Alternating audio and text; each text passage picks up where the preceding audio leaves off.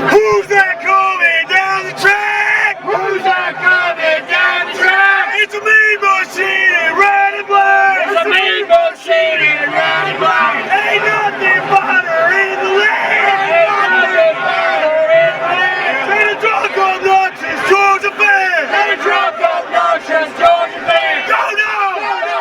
Go no! What's up, y'all? This is John and Mike back for another episode of the Nothing Finer podcast. We are not live on Millions, and once again, 100% my fault. Both Mike and I, we had some meetings about the podcast last week. Good meetings. You guys will hear about it probably in the next week or so. Last week, and then, I had some personal stuff going on, kind of busy from the time I got off work until the time I went to sleep. So I just kind of forgot to set the stream up, so that's my fault.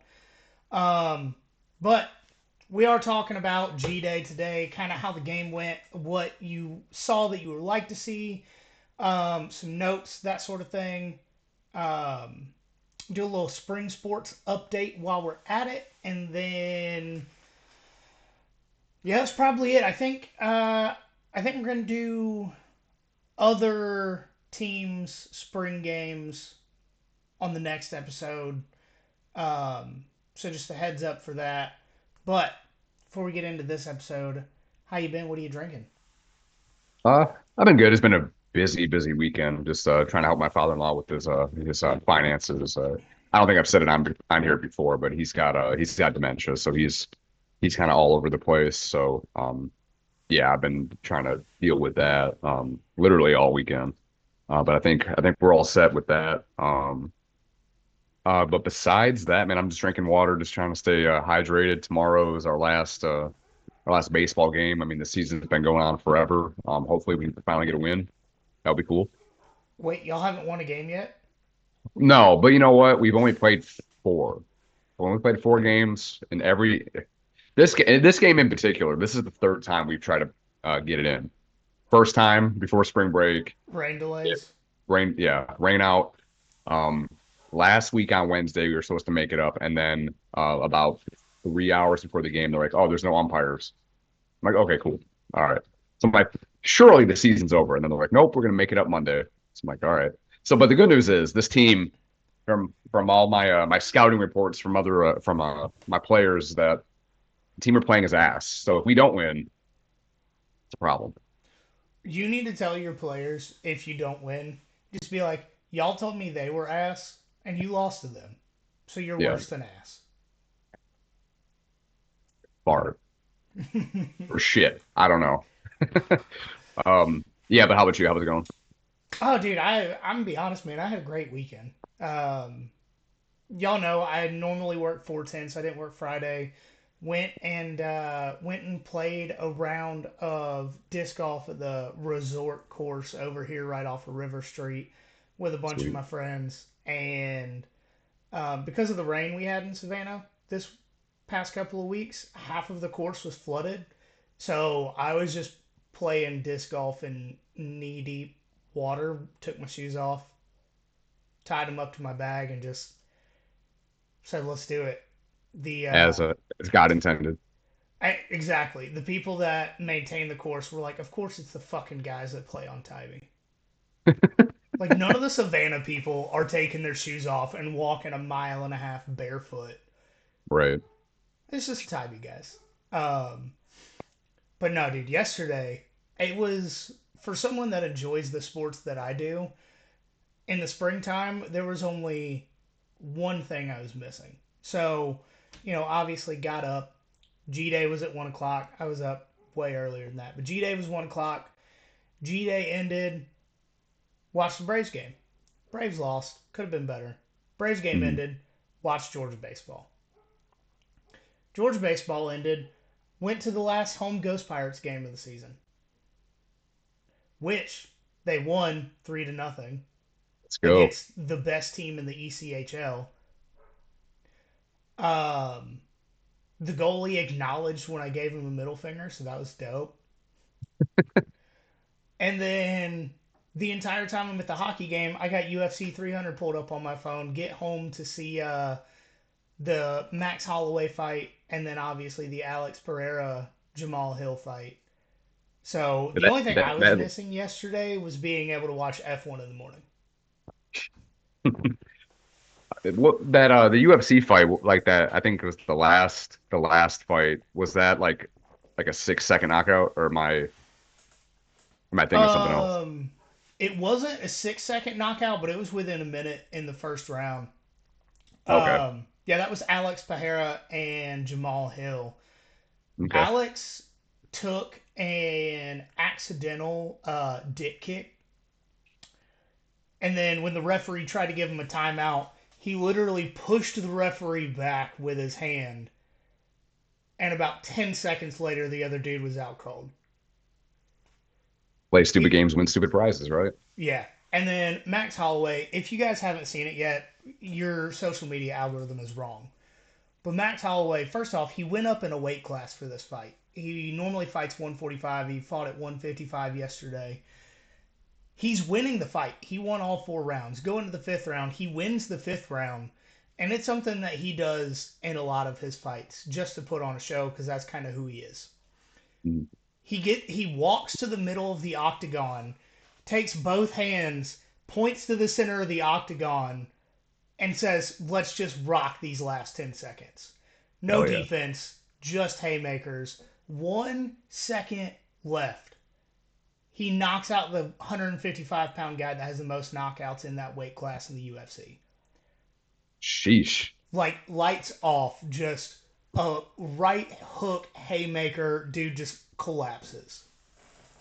Hell yeah. That's what you pay for, man. Yeah, no, UFC 300 did not disappoint, but y'all aren't here for that. I'm drinking caffeine-free Diet Coke because outside finishing these pepper planters today, I drank way too much beer. So I need to slow down before I try to go to bed. Yeah, there you go. Let's talk about G Day. So, I'm just gonna be honest. I have no idea how he did this last year. Don't remember. Didn't have time to look it up. But this year we got defense, first team, second team, and then offense, first team, second team. Game notes, and then just a couple notes about other spring games around the country right at the end. We are going to do like a shorter breakdown of those in the next Mm. episode. I've already started watching one just a few minutes ago, so we're going to Yeah. try and get some actual intelligent breakdowns of those games next episode. But today's just Georgia stuff. Defense, talking about the first team first. Just mainly like who started where and who got a lot of playing time at certain positions because there are a lot of these that we had questions about going into the game. But interestingly, at inside linebacker, it was Raylan Wilson and C.J. Allen that pretty much took all the snaps for the first team. So that tells me that those are going to be the two guys with Smile Mondon that play a lot there. There's no way Smile loses his starting spot with how well he's played over the last 2 years. I'm assuming he's injured. I didn't look at an injury report, but to see him not on the field, that has to be the case. I think he had a surgery in the off season, like him and Michael, not Michael, Malachi Okay, Starks. I Yeah. got you. I got I you. think that I think it was kind of the same deal. So I think they're just recovering, but I'm sure they'll be all right for Yeah, that I first was game. about to say, with how well he's played over the last 2 years, no one's taking his starting spot. Well, but Just Pop lost his job. He was a freaking All-American. he lost his job because he was injured during the season, and then they were like, "Oh, C.J. Allen's just a faster Pop." Yeah. So, Oh, we'll get to C.J. Allen. That man fucking came to play. yeah. Um, hold on. All right, that tech's not important.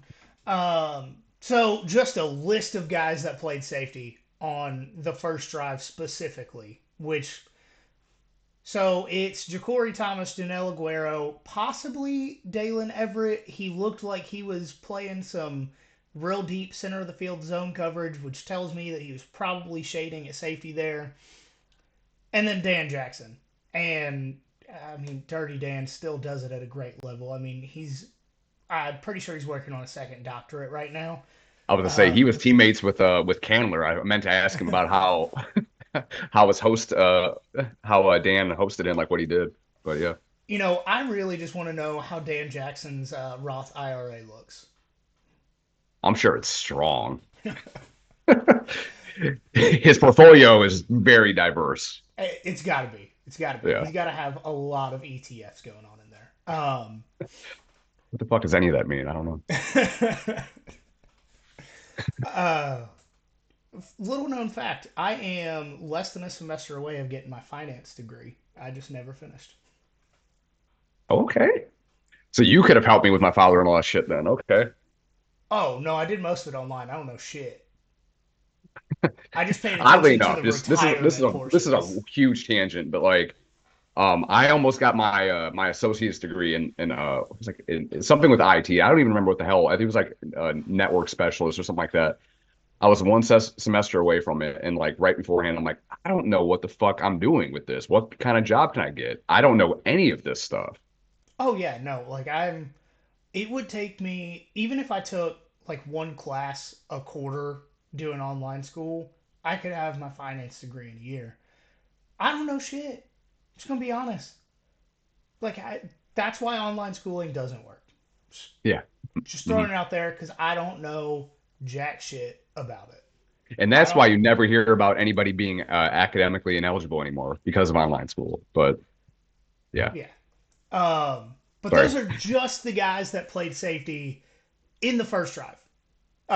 So that tells me it's still a very open battle. I mean, Ja'Cory Thomas, sophomore, Janelle Aguero, sophomore, Dalen Everett started at corner a lot of last year. And then Dan Jackson, without injuries last year, he probably would have played a very significant amount of playing time. Um, that is a position that I'm going to continue to watch because throughout the spring game, it told me nothing about who's got a leg up going into summer and fall camp as far as who's going to start. Um, who, when you were paying attention to the safety spot, who do you think you played the best out of those guys? Aguero stood out quite a bit, but honestly, I kept going back to Dan Jackson. Like he had some huge hits in this game. Yeah, Um, yeah. Go yeah. ahead. No, that was pretty much it. I mean, it kind of my eyeballs kind of kept going toward those two guys for sure. No, I'm in the exact same boat. Janelle Guerrero was in the right place at the right time, pretty much every time, and you could tell how young he was because there was a lot of times he was in the right place. Didn't use his hands to deflect passes like he could have. Not saying that it's an innate thing. But Dan Jackson, for everybody's like, oh, he's smaller, he's not as fast. He's in the right spot at the right time, doing the right Mhm. thing every time. Sorry. Oh, for Like, sure. uh, Lawson Lucky had a touchdown if it were not for Dan Jackson knocking the shit out of him, knocking Yeah. that ball loose. I mean, Mhm. just if if I were placing money on who would go out there with the starters, not saying he would get the most playing time, not saying that he would even start game two, but if you're talking who's going to start against Clemson, my money would probably be on Dan Jackson. Mhm. And I want to say he's still not a scholarship player, which is crazy because that man's been there forever. But They've I'm got to sure be hooking him NIL, up with NIL. Yeah, yeah, I'm sure it's taking care of himself. Or maybe he's just, an actual like good student. Maybe got Hope Scholarship. I don't know. hey, C's get degrees, but B's keep hope. Hell yeah. I know that's right. Um, Another guy I want to talk about, entirely different position group. We're kind of moving into outside linebackers. Gabe Harris. He didn't get a ton of playing time last year. He wears number 29, but he played extremely well when he was in the rotation on Saturday. I really liked his play. Um, but, Jalen Walker, if you watched the broadcast at all, it was talked about quite a few times. Jalen Walker was playing injured yesterday. because he refused to not play the game. Kirby said, "Hey, you got an injury, you're not going to play." And he said, "The hell I'm not. Give me my pads." So Love it. I absolutely love that. But Michael Williams, Michael.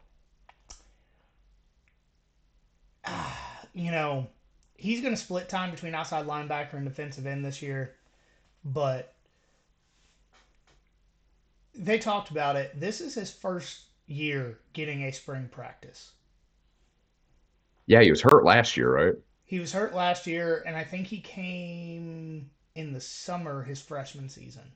That sounds right, man. He played his ass off. He's gonna be like you said here, he's gonna be a problem this year. Michael Williams, he's going to be nasty. Hmm. A deflection intercepted the deflection, and he was all over the quarterback coming off the edge. Like, I don't. Little sneak peek into next week from the little bit of the Clemson game I've watched. Clemson and Cade Klubnik are going to run into the same problem they did in 2021. If they don't find some help on the offensive line, Cade Klubnik is going to call Dabo and have him check under the bed for Michael Williams. Give Cade the yips for the next like 3 years. Like DJU is still not recovered from that game. No. And good Lord, if you're saying, okay, so we got Michael Williams, Christian Miller, Gabe Harris, Jalen Walker, CJ Allen, Ismail Mondon in the front seven. Um, Sorry, Clemson, you may have negative yards on the day. This might be going into the season, seeing how everything goes, might be the best front seven that they've had like day one. Honestly, I'm super excited about it for sure. Like that's a high bar, but some dudes, man. Yeah, no, this this defensive line, not just with what they were able to show on Saturday because it is a spring game. Nobody's going 100%. They're not doing special blitzes and bringing out the fancy offense. But if you look at the fundamentals of the front seven, rotating guys constantly, there was no defensive lineman tired at the end of that game. Both first team and second team were not just able to rush the passer because they weren't really trying to do that, but they were able to methodically collapse the pocket around the quarterback. And going into a lot of games this season, when you have Jackson Dart, um, Quinn Milrow. Ewers, Yeah. Jalen Milrow, slowly and methodically collapsing the pocket to where they have to go backwards to get out of it is the best way to get after these dual threat quarterbacks. So, for all the shit I gave the defensive line last year, which was a lot, but I also put it into the perspective of you had 2 years in a row of generational defensive line talent. And then you have this year, which is still phenomenal, but not quite at that level. Mhm. This defensive line with the talent and the experience, the guys that came back, the guys that are coming in, they have the potential to be just as good as that 2021-2022 defensive lines. Yeah, for sure. Yeah, maybe not necessarily the star power, but just all around in depth. I mean, certainly. And honestly, this is kind of looking at the schedule and all that. This might, for the defensive line and all that in the front seven, this might be the best offensive line they play. It's just in practice every day. Yeah, especially with the amount of guys that have left other schools. Yeah. I do think Ole Miss's offensive line is probably going to be up there. I don't know if they're going to be as good as Georgia's. Clemson definitely not. I mean, that's their Yeah. entire fan base is freaking out right now because of offensive line play. And then you have Texas lost a couple guys, struggled in that last year, especially in that Washington game and that Bama game, protecting the quarterback consistently. Who else? Like, legitimately, who else would be close to Georgia that is on the schedule this year? Hmm. We know it's not South Carolina. We know I it's was, not Florida. it's not Mizzou Kentucky. couldn't. Yeah, it's probably not Kentucky. Mizzou couldn't hang around with Georgia's defensive line last year. Who Yeah, man. else? I don't know, man. That's probably it. Yeah, like I am. You know, obviously it's Overreaction Sunday, but I'm excited already. Hmm. And like with spring games, I mean, you kind of take from it like what you want to take from it. I mean, either the sky's falling or like, put your future in on national championship. Usually I'm not like I'm excited, but like I'm cautiously optimistic. Like this is the best I've felt about a team after a G Day, I think, like ever. Honestly. Yeah. And I think a big thing, and to kind of put it into words, every GA I've gone to until this one, it's always been optimism. It's always been like, oh man, Jacob Eason's that guy. He's that good. Or, oh, Justin Fields is that guy. He's that good. Just watch. And Mhm. this year it's like, we know Carson Beck is good. Yep. But with what you saw of all the different running backs, all the different wide receivers, all the different tight ends, there were different players making up the defense on every single snap. Mhm. And the level of play did not drop off. Right. Hmm. It's not like, oh, this team can be that good. It's this team is that good, and you can see 1v1 here, and the defensive line against the offensive line, and the quarterback making this read. And it's when you pick out specific players' performances in specific moments that you can actually take tangible things away from G Day. Yeah. CJ Allen. It was said in the group chat, where number 3 he looks like Roquan Smith. Well, he plays like Roquan Smith. Uh, that's very high bar to put up there for him. But I mean, he had an interception of where he dropped off of covering the running back end zone and said, "I'm gonna go get this ball." That's real Roquan instincts there. Hmm.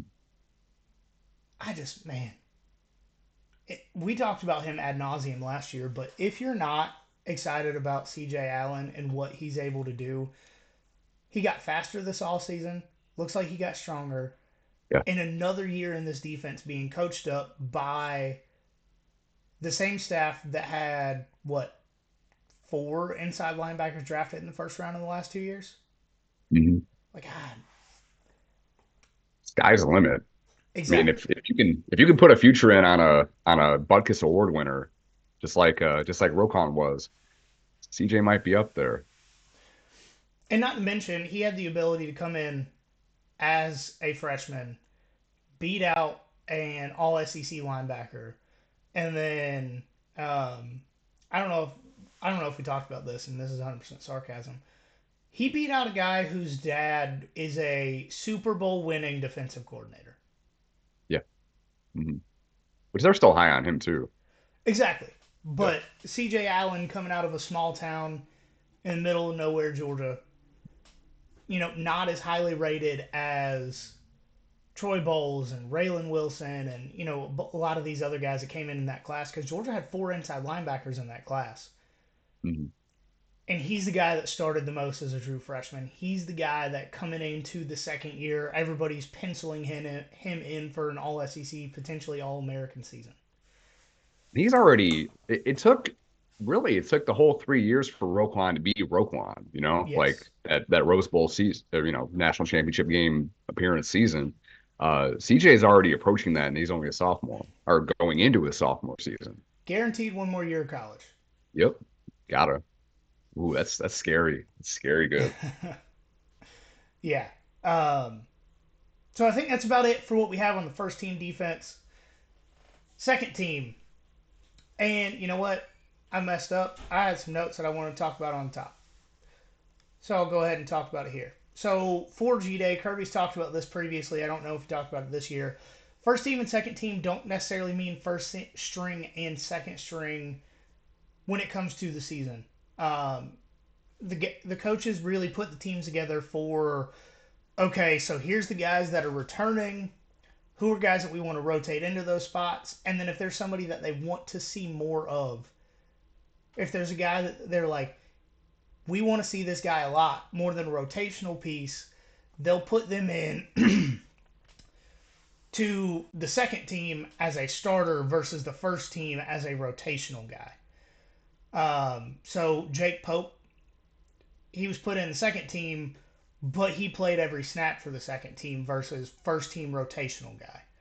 Yeah. Michael Jackson, London Humphreys, both second team pretty much played every snap versus first team as a rotation. Mhm. Um, I feel like we have some people that may hear first team, second team, think that's talking about backups and starters. Maybe some people that are newer to paying attention just wanted to start that and talk about that because it's something that every school does their spring games differently. I mean, obviously, Ole Miss had a 50-yard field for whatever reason, 7-on-7. I don't know what that accomplishes, but yeah. and then Ohio State does all offense versus all defense, and defense scores points without getting in the end zone. So everything's weird. Mhm. But going to the second team defense, Jake Pope started with the second team. We kind of just talked about it. But he played almost every snap at safety for that second team, which, I thought he did really well. There was never a time where somebody made a play and he was supposed to be there, but there were a lot of times where he was making a play to prevent a catch, to prevent big yardage coming up, stopping a run, stopping a little dump off pass.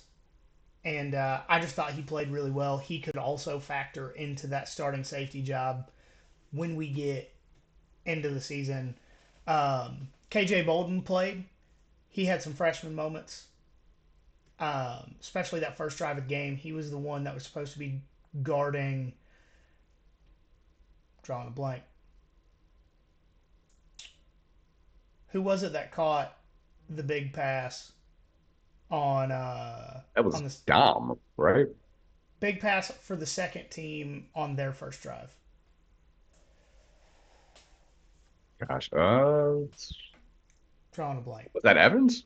I think it was Evans because Anthony Evans played for both first and second team He throughout the day. just Evans.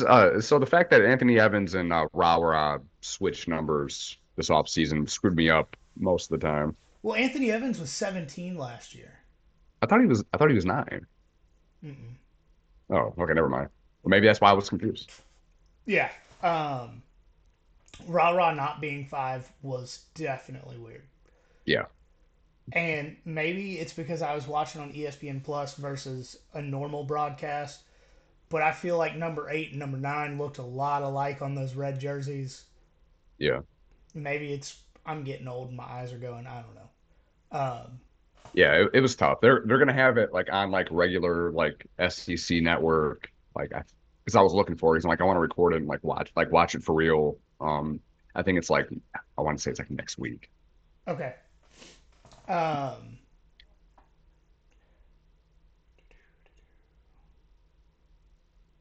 I think we left off on the Gunnar Stockton part. yeah, go ahead with that because this Yeah. is your take. Yeah. I'm not completely sold on Gunner yet. I mean, he said had some things in that he showed obviously last year and then this year as well, but I'm not completely sold on him like I said. Especially for this year that like it's so important like God forbid Carson Beck goes down. Do you want to necessarily have a guy in there that hasn't really played? I mean, he's obviously played, but like meaningful high pressure snaps in game. And again, in a season that you're going to be the like prohibitive favorite to win the national championship this year. You're probably going to be the AP preseason number 1 team again. Probably consensus for that matter. Um, and I know Kirby hit the portal in the offseason and tried to get UNLV quarterback Jaden. I think it's Maivia. I'm probably saying it wrong. Um, and he was with Georgia for a little bit, or committed to Georgia for a little bit before he went to USC, which would have been interesting. I know he played a lot with UNLV, so that could have been some insurance. But uh, it's going to be interesting to see if they remain with the quarterback room that they have right now, or they try to address something in the offseason, whether it's like a graduate transfer or something like that, someone that's only going to be here a year. I don't know. It's definitely up there for something that could happen because I think the portal opens tomorrow. So I'm actually on the opposite side for the Gunnar Stockton opinion. So I think that with what he showed, late in the season last year and then during the spring game this year, I don't have any doubts that next year he's the guy. Like, I Mm-hmm. think he's done well enough. He made good throws, he made good reads, he's got a strong arm. I think a big part of what we didn't see on Saturday was that quarterbacks aren't allowed to run in the spring game. You know, Yeah, yeah. there were a lot of plays that were read option that I noticed where he handed the ball off because he had to, but given the ability to read, he had 20, 30 yards on the other side of the field. Mm-hmm. Um, but I think one thing that tells me a lot about the coach's opinion on Gunnar Stockton is that during the spring game, he was allowed to call audibles at the line of scrimmage based on what he was seeing from the defense. Yeah. So I think the coaches believe in him, and that tells me a lot about why I should have confidence. Mm. I mean, that's a good point. I mean, again, you're going to be pretty vanilla, and obviously you're held back a little bit in the spring game.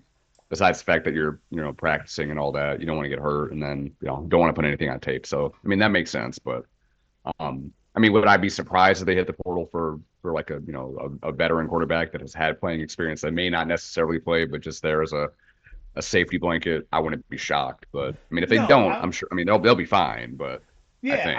I wouldn't either. I mean, Aaron Murray talked about it during the broadcast. Mhm. Most college teams like to have 4 scholarship quarterbacks. Georgia has 2 healthy as of today. Mhm. And then they've got some walk-ons that took snaps during the spring game, but they don't have anybody that's seen playing time outside of Carson Beck, Gunnar Stockton. So they're definitely Yeah. going to go after somebody that's seen real live game snaps. Um, what happened to Jackson Muschamp? Do you know? I don't Did know he because he didn't graduate? play. No. Hmm. That's a good question. I don't know if he was on the roster. That not that I looked at it necessarily, but I don't remember hearing about him transferring or anything like that. Or maybe he graduated. I don't know. I'm pulling it up because I'm very interested. Yeah, He but was a junior last oh, year. hmm. Um, do you have anything else about the second team defense? um, yeah. While you're looking at that, just some other things. So KJ Bolden, Jake Pope, Xavier McLeod, Justin Williams, Ellis Robinson, Joseph Jonah, Johnny, all had at least 3 tackles and looked good. Like that was one of the things that we had talked about with Candler last week was how much we'd see Ellis Robinson, and he made an impact. It's not like I mean he wasn't Champ Bailey out there, and his first you know action in front of relatively big crowd, probably the biggest crowd he's played in front of. But I mean, again, I mean I'm optimistic. I'm feeling good about what we saw from the new guys, and the guys that have been there as well. So Jackson Muschamp is no longer on the roster. Hmm. Hmm. Interesting. All the social media still says quarterback at the University of Georgia, but he is no longer on the roster. Hmm. Interesting. Okay. Yeah. Um, so let's go ahead and move on to offense. Dylan Bell. Dylan Bell. Dylan Bell. He was the first drive for the first team offense. He didn't play a lot after that. I think the coaches were like, "Yep, we've seen what we need to see." Yeah. It just you are that guy. You are a Swiss Army knife. You are the lock pick. Like you are a universal lock pick. Whatever the problem is, Mhm. boom, fixed. Yep. I we were tagged in social media by SEC Unfiltered last week about Dominic Lovett's going to be the next go-to guy, i.e. Ladd McConkey for Carson Beck, and my only comment was, watch out for Dylan Bell. I said the same exact thing on Twitter because little peel behind the onion. I usually try to do the Twitter stuff, and you're on the IG side of that, and it was funny when looking at that. It's like, oh, we said the same thing, same Yeah. wavelength. Yeah. I mean, Dylan Bell is dangerous. Yeah. I do want to point out Lawson Lucky took a lot of snaps for the first team at tight end, along with Oscar Delp. So it looks like those are going to be the top two guys. It shouldn't go without being said that Benjamin, Eastern European last name. Yeah, you're a sec. Yeah. Yep, what you said. Mm-hmm. Isn't going to be on the team until the summer. He is finishing the semester at Stanford, finishing his degree there. Nerd. Yes, nerd, but also can't blame him. So, yeah, right.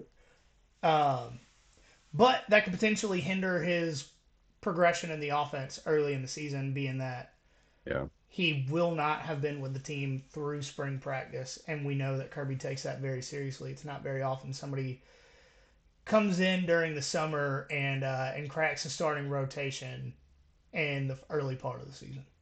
And Jalen Riddell looked good in the action that he was out there for too. Yes. The other freshman, brain's not working today. The other freshman tight end looked really good. I got the roster pulled up. I'll figure it out. But while you're doing that, you had it there with Dylan Bell. I'd have to go back and actually look at it like closer. I don't know if they did the actual replay like live because I missed it at the very beginning. But I thought that was a touchdown. I thought he got a toe in, but I could be wrong. The broadcast also thought it was a touchdown. I didn't ever see a replay when watching the broadcast. But Jay and Aaron Murray both thought it was a touchdown. And then apparently, I want to say they said they called down to the field to ask Kirby if they could overturn it, and he said no. Yeah. I could be wrong. Probably wrong. I mean, that makes sense. I mean, why? Yeah, this gets more looks. Yeah, why would you?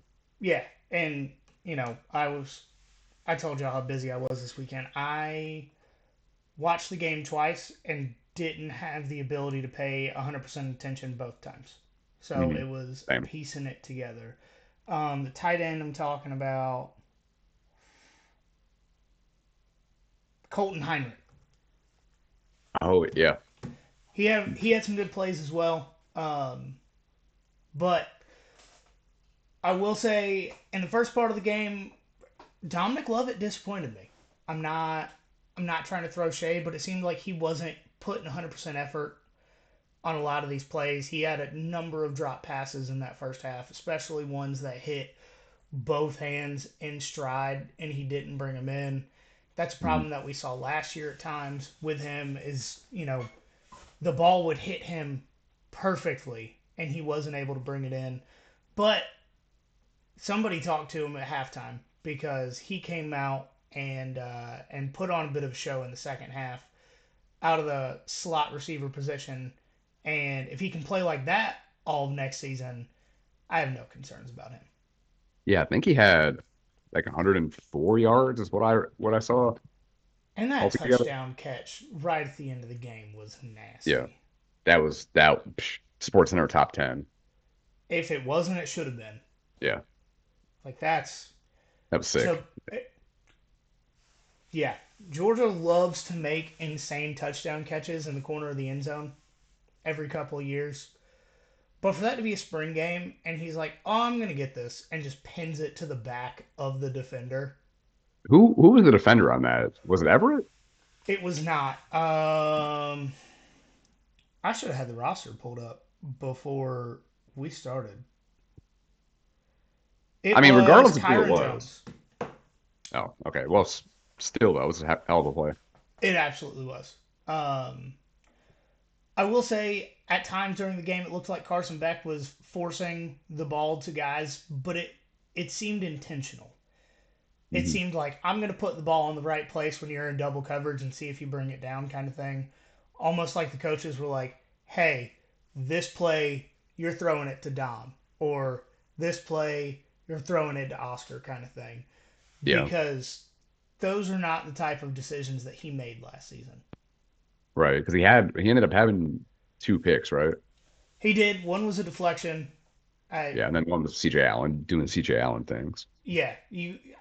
I hate that deflected passes go on the quarterback because oftentimes it's the offensive line allowing the defender into the pass lane, and then when the ball's in the air, you can't change the path of it. So Yeah. what are you gonna There do? was but between Carson and Gunner, I want to say there was like what, 5 or 6 passes Deflected batted down or passes. deflected at the line.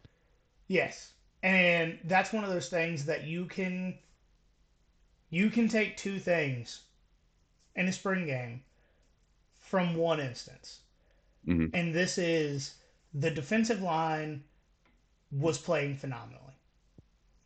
So number one. Yeah. Number two, replacing two guys on the interior of the defensive line could cause problems Yeah. because Excuse me. all of those deflected passes were either guys at the center of the guard were supposed to be covering. So you can take two things from one instance in a spring game, and that's kind of what we talked about earlier. Is that if you look at each individual situation and each individual play, you can figure out something from it. And Yeah. that's one of those times that you can figure out too. Yep. Um, I think Dylan Bell should be the first team All SEC all purpose player going into the Mhm. season. He returned Yeah. kicks, he received the ball. We've seen him run out of the backfield. What more can you ask a guy to do? I mean, thrown touchdown pass, well, a touchdown pass as well. I mean, Yeah. right. I mean, he does everything that the coaching staff asks him to do, and he does it well. The only kind of way that he could also touch the ball, put him at place kicker. You know, for a little short chip shot. Hmm. Why not? Should have been able to do it during the spring game. You know what? For Tennessee Tech, we want Dylan Bell to kick an extra point. There we go. Um, so going in a little bit more to the offensive line, both Micah Morris and Dylan Fairchild left or played at left guard. Um, I think Dylan Fairchild fits that left guard spot a little bit better. I think a lot of that goes into, for me at least, he talked about this in nauseum as well. He won state championship in high school wrestling. Yeah. That means he is quick, has a lot of fast twitch muscles, and knows how to maneuver someone else's body weight against them. That's what you want on the interior of the defensive line. I will say Micah Morris played at right tackle a good bit during the spring game as well. I thought he did a little bit better there than he did left guard. Part of that could be because they weren't actually blitzing during the spring game. I don't know.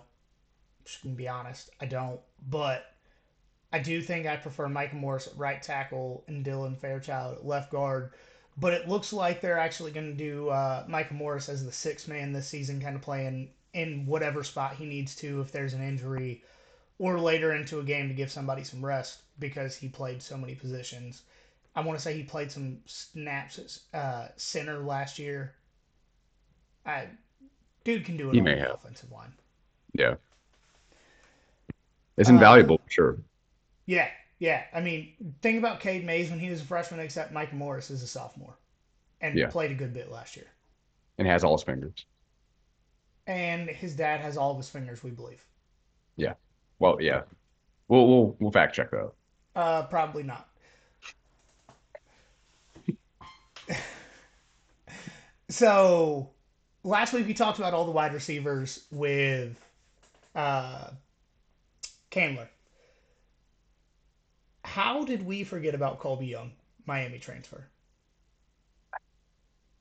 I don't know. And it's funny because like after we got off, I was like, shit. Like he was one of the ones that I kind of saw some, highlights for like with Miami, and he did some things on a, god awful team last year that, were he was arguably one of the best players that they had on that offense last year. And again, he's going to be a problem, especially in the red zone. Yeah, I put it in here. He plays wide receiver like Brock Bowers played tight end. He's Mhm. bigger than you. He's stronger than you. He's faster than you. He's going to make a play, and you're going to watch. He's a big dude. I mean, he probably could play tight end. He probably could. I don't know how well he blocks, but to be out there running with the first team offense during G Day, he probably blocks pretty well because that's a Yeah. requirement for Kirby's wide receivers. Mhm. I just, I don't know how we forgot about that guy, but I expect him to make big time plays this year. He may finish the season 400 yards, but he'll have like 400 yards and 8 touchdowns. Yeah. That was a nice touchdown grab that he had there. I don't know. The second quarter. I believe so. Yeah. Think of he. I think he's a bigger Marcus Rosemary-Jack Saint for this offense. Yeah, I can see that. Um, Trevor Etienne. Got to talk about that. A lot of people didn't think that he was going to play with the traffic violation from a few weeks ago, but he did, and he played very well. He was really one of the one or two guys that actually broke through the starting front seven on numerous occasions. Caught passes out of the backfield really well. Um, I mean, we saw what he's capable of at Florida when they decided that, as the better player and more explosive player, that he was able to play over Montrell Johnson. Yeah. But seeing it in Athens with a better offensive line and quarterback, I think it's going to be special. Yeah. Yeah, he was good. He had like I want to say it was probably a 20-yard run. It was close to it, and Dirty Dan, he lit him up. I mean, he got up right away, so that was good. Yeah, that was like, welcome to Athens. We haven't Mm. forgotten where you came from. Right. How and this is, obviously not in the doc, but obviously we had Brennan Cox, do the Athens to Gainesville thing last year, but just how weird that must be to, I don't know, be on both sides of the rivalry at any given point. It happens from time to time. Michigan, And Ohio State, Georgia, Florida, obviously. and Trevor Etienne wasn't kicked out of Florida. No, no. I do think it's funny that they both wore number one at both schools. Ooh. Hmm. Yeah, that's a good point. Yeah. I do think it's funny. Hmm. Um, Another running back that looked really good. Um, Actually, nope. I skipped about a paragraph and a half here. Um, Branson Robinson. We saw that he was dressed out and went through pregame drills but didn't play. Is still coming back from that injury from last year. I'm assuming it was more of caution than anything else. I'm sure Hmm. if it was a real game, he would have gone if he needed to. Yeah. Um, but being a spring game, you want to get everybody healthy. And actually, Kirby said that at the end of the game when he was asked what he was happiest with at the end of the game. He said, everybody's leaving healthy. Yeah. Well, Christian Miller, I think, was it Christian Miller? He Miller. went down with a cramp. Yeah. Oh, okay. Yeah, he got up and jogged off before Oh, the gotcha. staff even got to him. Okay. Like even the coaches that were on the field walked over to him, and he was already up jogging off. Oh, okay. Yeah. Um, Second team offense. Anthony Evans looks like a consistent Arian Smith. That's not to be a dig, meant to be a dig at Arian Smith, because I'm sure he's frustrated with his lack of consistency, just probably more than Georgia fans are, because it's hurting his potential money in the future. Yeah. Yep. But Anthony Evans, man, like how are all these guys going to get playing time this year? That's another thing to look for too. Like especially guys that kind of showed out in this game that may not, necessarily have a path to like meaningful playing time. Like, do they leave?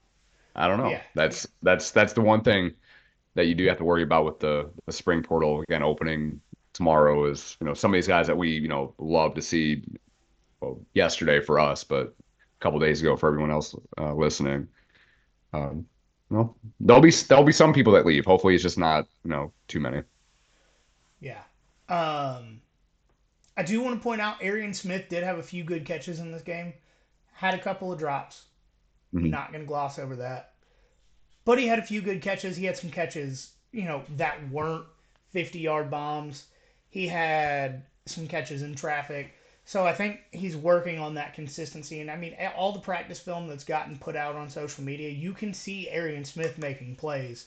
It's just getting it from the practice field to the game field that's kind of been the issue so far. But it seems like he's working on that. And man, I can't believe these words are about to come out of my mouth. With James Coley back on the staff, I think he will be able to do it successfully. Oh, I forgot about James Coley again. Yeah. Yep, he's back. He's back. Good. Good. Just don't let him call plays.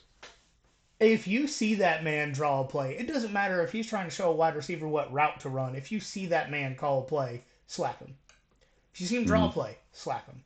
If he has a Whatever, look on whatever, his face that makes you think he's thinking of a play design, slap him. whatever, like ill intent, like hate that Bobo gets, just direct that toward James Coley. It's Right. like, God dang it, Coley. And then, like, oh, he's not I, calling plays. Yeah. yeah. No, I mean, Mike Bobo's worst year at offensive coordinator for the University of Georgia is still twice as good as James Coley's best year as offensive coordinator at the University of Georgia. So let's, Absolutely. Absolutely. just perspective. Hmm. Perspective. Um, I do want to brag on myself for a minute because I've been telling y'all about Andrew Paul since he committed to the University of Georgia. It's something I've been talking about since almost day one on this podcast. And I think with how he played on Saturday, he is working his way into that conversation for running back too. He's had a full year post ACL tear. He ran through a dirty Dan form tackle. Like Dan Jackson came up, made perfect form, hit hard, didn't leave his feet, and Andrew Paul just slid right past him. Yeah. I just, man, if he gets the opportunity for playing time, I hope y'all go back to like episode 3 and think, damn, John was right. Yeah. Hmm. I said it last year. I am still extremely excited about what Andrew Paul is going to be able to do. Yeah, for sure. Um, a little disappointed that Puglisi was injured for this game. Would have liked to see what he has been able to do since he got onto the. I mean, he was on campus in December for bowl practice, and then obviously all the way through spring. But he was injured, so you know, keep him off the field. Um, Roderick Robinson, freight train, as we call him Yeah. around here. Oh, missed my spot. I think he's going to get a lot of playing time this year. I think Georgia has potential for a 3 or 4 man rotation, depending on how many people are healthy. I mean, you can't forget that Cash Jones is still on the team. Who? Cash Jones. Who? Cash Jones. Did he play Can't, at all? I don't remember seeing him. he was injured. He Oh, was okay. injured. Kirby talked about it when Aaron Murray went down to the field. He asked about the running back room, and actually that was the first specific name that Kirby brought up. He said we got a lot of guys out here playing well, but Cash Jones is not able to play today. I'm gonna pour out my dip cup in memory of Cash. There you go. You just have a dip cup sitting around because you just get it from one of your students, and you're like, I need to pour this out someday. But no, I think Freight Train is going to be a really good running back this year. I Once again, how are all these guys going to get playing time? Because with the Yeah. talent in all these different rooms, you can't leave anybody out with how high of a level these guys have shown the ability to play. When you got Nate Frazier and what's his face too? Now I'm blanking Chauncey on his name Bowens, too. true Yeah, freshman. Chauncey Bowens. Yeah, Yeah, I mean you got 6, 7 running backs in this room that you know on pretty much any other team would get significant playing time, you would think. Yeah, yeah. Same with the wide receiver room. I mean, we Yeah. listed off a bunch of guys last week. Forgot about Colby. Didn't mention Nitro Tuggle, who made a bunch of plays. Didn't mention Anthony Evans. Didn't mention London Humphreys barely, and he barely played. Yeah. I mean, this is the deepest wide receiver room the University of Georgia's had in the modern era of college football. Far and away. Hmm. Yeah. I mean, we could just go off listing guys that we remember for a solid 10 minutes. I think there was in the game itself between, first and second team, I think they said there was at least 18 guys that got a touch, got a like had a catch. There were 18 people that had caught passes, and then both the red team and the black team had two possessions after that point. Yeah. Shoot. Yeah, probably top 20. Yeah. Yeah. So that's kind of it for going over the game. Just some other game notes. Ended in a 2020 tie. And we're not talking about the year 2020, thank God. We're talking Oof. about a 20-point tie. Um, Kirby didn't want to go for two. Don't want to put anything on tape, you know. Um, Also, didn't want to do overtime. Don't want to get anybody injured. Mhm. So I guess both teams get steak and lobster for the reward dinner that they do. Does the losing, I mean, obviously they tied, but I know Rick did like hot dogs for the losing team. Are they still getting hot dogs? Yes, losers still Okay. get hot dogs. Ugh. I think everybody should get hot dogs. Yeah. Instead of Tie. everybody gets steak, everybody Yeah. gets hot dogs. Like, oh, Hmm. you Are you couldn't tied? get three more Yeah. points? Yeah. So Couldn't it's do loser something mentality. different? It's loser Yeah. mentality. You should have lined up and gone for two on your own. Hmm. For real. Um, Jacoby White, another Yeah. wide receiver we just completely forgot about, had a freshman moment when he dropped what would have been a really long pass. I mean, Gunner Yeah. Stockton could have thrown this water bottle in, or could have thrown this football into a water bottle with how perfect of a pass that was. It just got dropped. Young guy moments. I mean, are there any other wide receivers that we haven't talked about that made plays? Nitro Tuggle, I think, made the block for Sokobe that like Yes. where he ended up scoring the touchdown, which was nice. Both guys look, I mean, they definitely look like freshmen, not even just like the way they played, but like physically, like they look like they're Yes. still high school football players. Yes. So, I mean, for them to, make contributions, especially this early when, getting ready for prom, right? Um, and Oh, making they did plays. say one of the guys was leaving the game to go to prom. That's one wild tangent, but like prom is so early in the South. Like we did, so like in Michigan, like we would do prom like end of May because we would graduate like first week of June. Like it was like right before.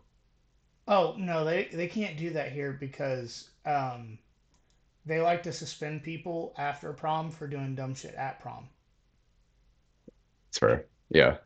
I mean, hell, Islands High School over here on Whitmarsh had their prom 3 weeks ago. Jesus. Yeah, Yeah, I mean that's right, but it's wild. yeah. Do you have any hesitancy in being able to replace the production of guys that are off to the NFL this year? I mean, are you gonna have like that top end talent like you had with Brock and Ladd?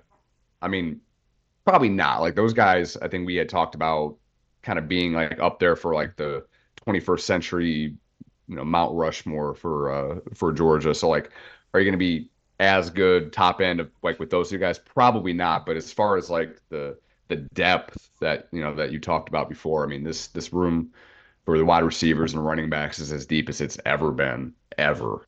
So I mean, I feel though I are they going to miss a beat?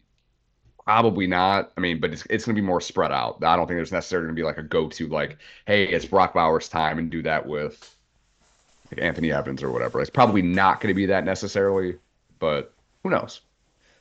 Yeah, no, I agree. I think as far as overall production, you may not see a drop, but it's going to be a lot more spread out. Yeah. Like, are you gonna have like a couple guys with like 700, 800 yards? Maybe not. I don't know.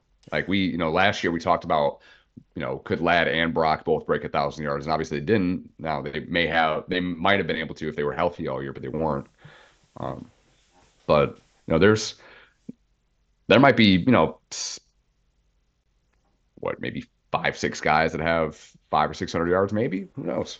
Yeah, no, I mean that's kind of where I was going to go. Like you may see two or three get to 700, but I think 5 or 600 for legitimately five or more guys is not out of the question. But like, I mean, if you look at like someone like Ladd, I mean, I think last year he had less than 500 yards receiving, and he may sneak into the first round at receiver. So it's not, or in the NFL draft in a couple of weeks here. So like, it shouldn't be a deterrent. Obviously, Georgia's had some issues getting like that top end like wide receiver talent coming in there. George Pickens was a kind of an outlier, being like a 5-star guy coming in, but like at receiver, but uh, he still puts guys in the league. Yeah. So. Do you want to go over these other spring game notes that you talked about? These are notes for spring games that weren't Georgia games. Yeah, yeah, I can just do it real quick. So Florida had a moment in their spring game where I think it was an extra point attempt, but they only got put 10 guys out there. So they couldn't get that shit right during the spring game. So that's a great look. They need a Um, coach to coach their coaches. I mean, yeah, they got enough coaches for like everybody to individually have their own coach. Get super meta and just have a coach's coach. Um, But yeah, but like DJ Lagway, who was their big quarterback commit that they got that they were super excited about.